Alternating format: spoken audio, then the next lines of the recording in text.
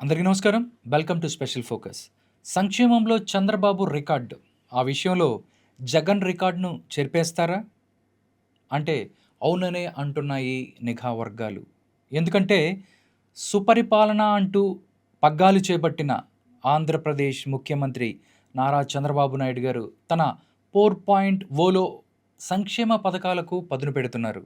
అధికారంలోకి వచ్చిన ఏడాది తరువాత వరుసగా కొత్త పథకాలను ఆవిష్కరిస్తూ సంక్షేమానికి బ్రాండ్ అంబాసిడర్గా చెప్పుకునే మాజీ ముఖ్యమంత్రి జగన్మోహన్ రెడ్డి రికార్డును అధిగమిస్తున్నట్టు కనిపిస్తుందంటున్నారు విశ్లేషకులు.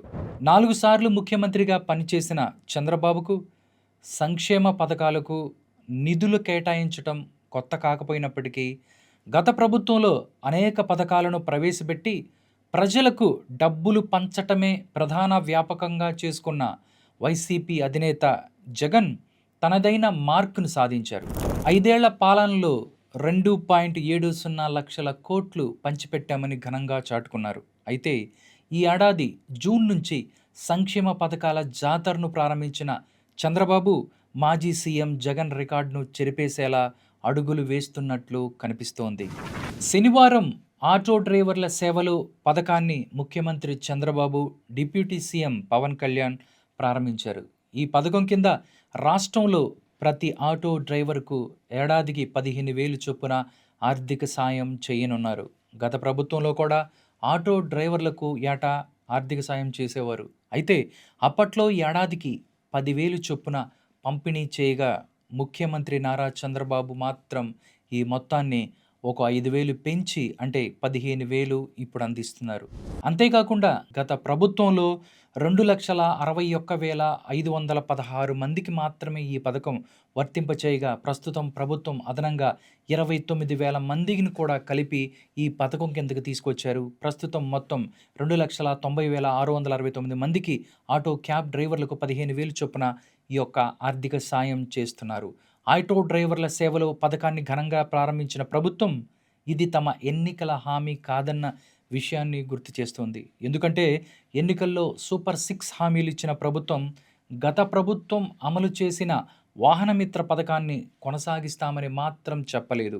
అయితే గత ఆగస్టులో స్త్రీ శక్తి ప్రారంభించడంతో ఆటో డ్రైవర్లకు ఆర్థిక కష్టాలు మొదలయ్యాయని పెద్ద ఎత్తున ప్రచారం జరిగింది. దీంతో ప్రభుత్వంపై వ్యతిరేకత వచ్చే అవకాశం ఉందని అప్రమత్తమైనటువంటి ముఖ్యమంత్రి నారా చంద్రబాబు నాయుడు స్త్రీశక్తి ప్రారంభించిన 2 నెలలకే ఆటో డ్రైవర్ సేవలో పథకాన్ని తీసుకొచ్చారు. ఇక ఆర్థిక సాయం విషయంలో కూడా గత ప్రభుత్వానికి మించిన రీతిలో నిధులు విడుదల చేయనున్నారు. అమ్మఒడి పేరుతో విద్యార్థులకు 13,000 చొప్పున జగన్మోహన్ రెడ్డి గారు ఆర్థిక సాయం చేస్తే అదే పథకాన్ని తల్లికి వందనంగా మార్చి ఇంట్లో ఎంతమంది ఉంటే అంతమందికి 13,000 చొప్పున డబ్బులు జమ చేశారు. నిజానికి ఈ పథకానికి నిధులు విడుదల చేసే వరకు కూటమి ప్రభుత్వంపై కొద్దిగా అసంతృప్తి చెలరేగిందని చెప్పి అప్పుడు కథనాలు వచ్చాయి.